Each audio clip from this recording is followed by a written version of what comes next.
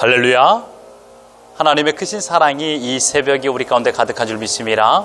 오늘 우리는 레위기 17장 1절로 9절의 본문을 통하여 신자의 삶의 우선순위라는 제목으로 하나님의 말씀을 함께 나누도록 하겠습니다.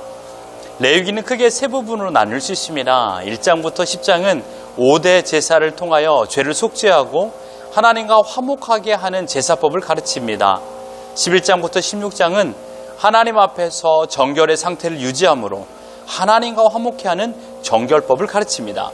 그리고 오늘 본문 17장부터 27장은 이스라엘 백성 개인 한 사람 한 사람이 일반적인 삶 속에서 하나님의 백성으로서의 거룩한 삶을 유지함으로 하나님과 화목하게 하는 성결법을 가르치고 있습니다. 그래서 레위기의 3대 주제는 제사, 곧 예배와 정결과 거룩입니다. 오늘 본문 17장부터는 지금까지 다루지 않았던 신자의 삶 속에서 지켜야 될 지침서를 자세하게 설명하고 있습니다. 예를 든다면 18장과 20장은 꼭 지켜야 될 성윤리와 19장은 이스라엘 공동체 안에서 지켜야 될 사회윤리, 그러니까 사회법을 하나님께서 말씀하신 것입니다. 즉 하나님의 백성, 신자는 자기 마음대로 살아가는 사람이 아니라 하나님께서 정해주신 법칙 아래 살아야 된다는 것입니다. 여러분, 지금 이스라엘 백성들은 광야 땅을 살고 있습니다. 그 옆 지역에는요, 이방 사람들이 살고 있죠. 원칙과 기준이 정해지지 않는다라면 자연스럽게 그들은 이방 문화에 심취되어 살아갈 것입니다. 그래서 하나님께서는 자기 마음대로 살아가는 것이 아니라 하나님의 뜻대로 살아가야 된다라고 말씀하고 있는 것입니다.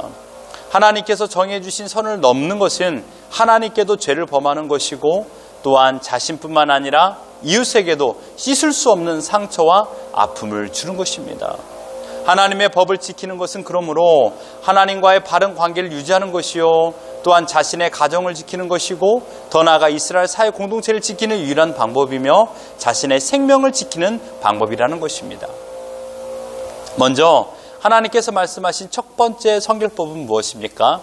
오늘 본문 3절과 4절을 보십시오. 이스라엘 집의 모든 사람이 소나 어린 양이나 염소를 진영 안에서 잡든지 진영 밖에서 잡든지 먼저 회막문으로 끌고 가서 여호와의 성막 앞에서 여호와께 예물로 드리지 아니하는 자는 피 흘린 자로 여길 것이라. 그가 피를 흘렸은즉 자기 백성 중에서 끊어지리라 라고 말씀하고 있습니다.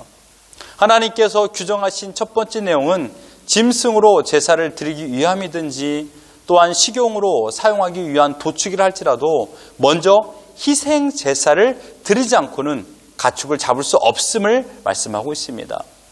그렇다면 짐승 도축은 어떻게 해야 될까요? 오늘 본문에 말한 것처럼 회막문으로 끌고 가야 됩니다. 그리고 여호와 하나님께 예물로 먼저 드려야 됩니다. 4절에서 중요한 내용은 회막이라는 장소가 강조가 되는 것이 아닙니다. 하나님께 먼저 희생 제물로 드리기 위한 목적으로 회막에 끌고 온 것이 가장 중요한 포인트입니다. 어쩌면 이스라엘 백성들에게 다소 불편한 명령이라고 생각이 들 수 있습니다. 고기를 먹기 위해서 양을 한 마리 잡게 되었는데 회막까지 끌고 가서 제사장이 집도하에 양을 잡는 행위는 불편 그 자체입니다. 하지만 하나님께서 이스라엘 백성들을 불편하게 하기 위한 목적으로 이런 명령을 내리시지는 않았을 것입니다. 분명한 목적이 있을 것입니다. 이 명령을 내린 이유가 7절에 있습니다. 그들은 전에 음란하게 섬기던 숫 염소에게 다시 제사하지 말 것이니라. 이는 그들이 대대로 지킬 영원한 규례니라. 전에 음란하게 섬기는 숫 염소라는 말은 어떤 뜻이 있을까요? 이스라엘 백성이 언제 숫 염소를 섬겼습니까? 성경에서는요, 이 기록으로, 성경의 기록으로는요, 이 모세오경 안에는 이 숫 염소를 섬겼던 내용을 찾아볼 수가 없습니다. 하지만 여기에서 말하는 전이라는 단어는요, 과거의 때를 의미합니다. 현재 이스라엘은 하나님의 전능하신 인도함 가운데 출애굽하였고 광야 한복판에 거주하고 있습니다. 전이라는 시기는 애굽의 노예살이를 할 때를 말하고 있습니다. 숫염소의 히브리어는 세림입니다. 이 단어가 사용된 궁극적인 이유는 우상 숭배를 말하고 있습니다. 정리하면 이스라엘 백성이 애굽의 노예살이를 할 때 섬기던 우상이라는 것입니다. 애굽에 염소 형상으로 된 신이 있는데 그 이름이 판입니다. 애굽 사람들은 판이라는 신을 멘데스라고 불렀습니다. 염소의 형상을 한 멘데스에게 희생 제사를 드리는 관습이 아직도 이스라엘 백성들에게 남아 있었던 것입니다. 뿐만 아니라 출애굽 이후 500년이 지났음에도 불구하고 북이스라엘의 첫 번째 왕인 여로보암은 숫염소를 우상으로 섬겼습니다. 역대하 11장 15절에 보면 여로보암이 여러 산당과 숫염소 우상과 자기가 만든 송아지 우상을 위하여 친히 제사장을 세웁니다. 하나님께서 회막에서만 짐승을 도축하라는 강력한 명령을 하신 이유는 가증스러운 우상 숭배를 단절시키기 위함이었습니다. 하나님께서 거룩하게 살기 위하여 허락하신 이 법의 첫 번째는 우상 숭배를 끊어버려라 이것입니다. 왜냐하면 이스라엘 백성의 머릿속에 우상 숭배의 잔재는 하나님에 대한 확실히 약해지는 그 순간 또다시 고개를 들 것이 분명했기 때문입니다. 이 명령에 불순종하는 백성이 내리는 형벌은 어떻습니까? 4절과 9절에 반복적으로 강조하여 말씀하십니다. 백성 중에서 끊어질 것이다. 무슨 말입니까? 죽을 것이다 이것입니다. 이스라엘 백성의 출애굽은 자유를 누리는 행복이었습니다. 육적으로 노예에서 자유하는 것보다 더 큰 자유는 무엇일까요? 애굽의 우상들로부터의 자유였습니다. 우상들로부터의 해방이었습니다. 그리고 하나님의 자녀로서의 삶을 살게 되는 시작이었습니다. 출애굽의 전 과정은 오직 하나님의 능력이 얼마나 위대한가를 이스라엘 백성뿐만 아니라 온 열방까지 알게 되는 사건이었습니다.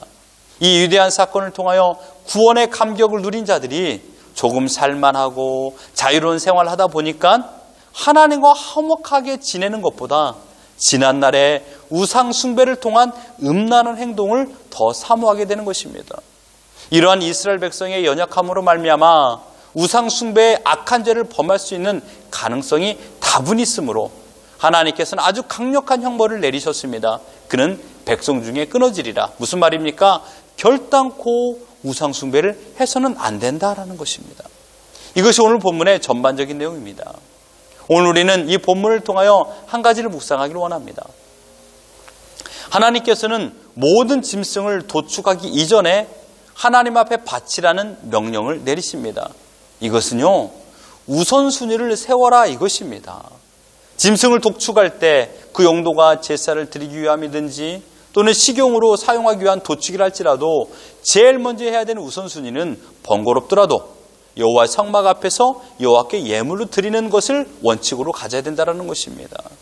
사랑하는 성도 여러분, 신자는 믿음의 삶뿐만 아니라 일상생활에서도 철저히 하나님 중심으로 살아야 됩니다. 삶의 우선순위 1번은 언제나 하나님이어야 됩니다. 사도 바울은 고린도전서 10장 31절에 그런즉 너희가 먹든지 마시든지 무엇을 하든지 다 하나님의 영광을 위하여 하라라고 말씀하였습니다. 먹고 마시는 것은요, 생명을 유지하는 유일한 방법입니다. 먹고 마시면 어떻게 될까요? 힘이 생깁니다. 그 힘으로 무엇이든지 하게 됩니다. 하나님께서는 생명을 유지하는 목적조차도 또한 그 힘으로 말미암아 행하는 모든 것이 오직 하나님의 영광을 위해 행해야 된다라고 말씀하고 있는 것입니다. 신자의 우선순위는요, 신자의 삶의 우선순위는 오직 하나님이셔야 됩니다. 하나님을 위하여 살아야 되는 것이 신자된 삶입니다. 하지만 많은 신자들이 실제로는 하나님 중심으로 하나님 제일 원칙으로 우선순위가 하나님 뜻 안에서 살지 못한다라는 것이 문제입니다. 교회 안에서는요, 주일날 예배를 드리고 나서 그 순간에는요, 모든 것을 하나님의 뜻처럼 살아가는 것처럼 보이지만, 하나님 중심으로 살아가는 것처럼 보이지만, 그렇게 이야기하지만 실제적인 삶에서는 내 자신이 하나님보다 우선순위가 높습니다.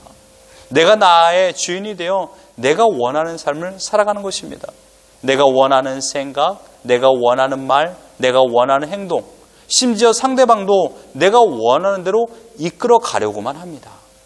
이 시대의 우상 숭배는 어떠한 조형물을 향하여 절을 하고 제사를 드리는 것이 아닙니다.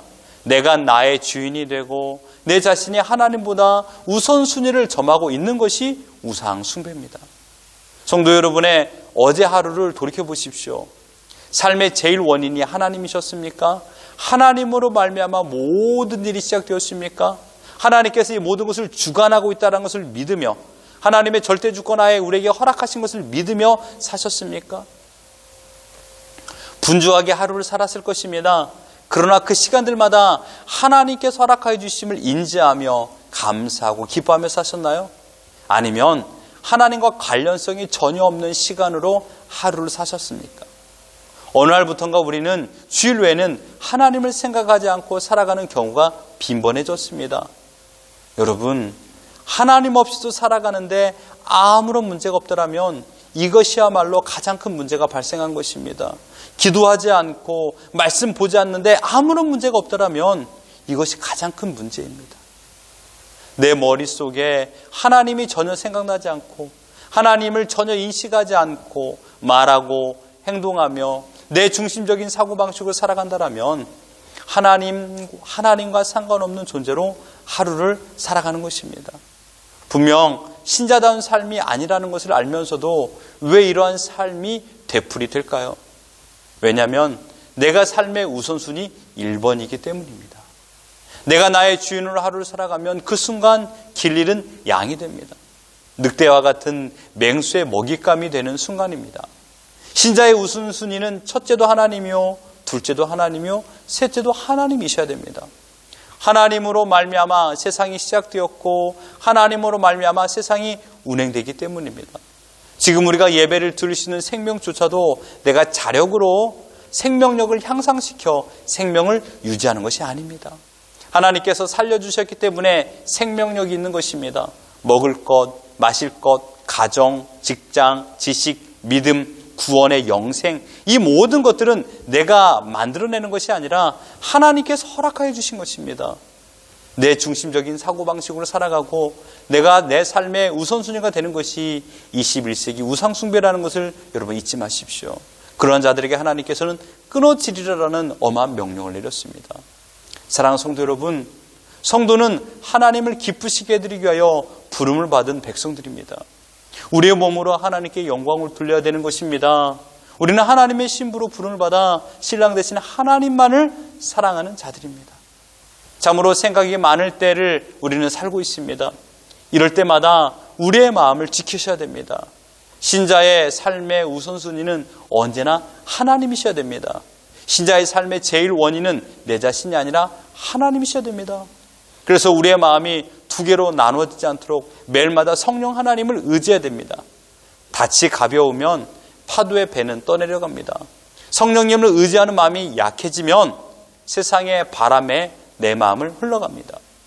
하나님께서는 염소를 섬기는 자에게 무서운 형벌, 백성 중에서 끊어질 것이다 라고 말씀하셨습니다. 오늘 우리 자신을 말씀으로 돌이켜 보십시오. 어디에서부터 하나님과 끊어졌는가를 생각해 보십시오. 무엇이 하나님을 생각하지 못하도록 막고 있는가를 발견하셔야 됩니다. 그리고 하나님을 생각하지 못하게 만드는 장애물들을 제거하셔야 됩니다. 내 마음속에 숨겨진 우상들을 제거하셔야 됩니다. 하나님의 뜻보다 내 뜻이 우선이 되는 그 순간 우리는 나를 섬기는 우상 숭배자가 되는 것입니다. 사랑하는 성도 여러분, 오늘 하나님을 나의 삶의 제일 우선순위로 여기십시오. 그리고 그 하나님의 뜻 안에서 하나님과 교제를 나누십시오. 하나님께서 원하시는 것이 무엇인가를 매일마다 곰곰이 생각해 보는 것입니다. 자연스럽게 우리는 원망과 불평이 아닌 감사와 기쁨으로 살아가는 것입니다. 이런 하루를 살아가 하나님께 영광 올려드리며 하나님의 주시는 평안을 누리며 살아가는 우리 모두가 되기를 예수 그리스도 이름으로 축원합니다.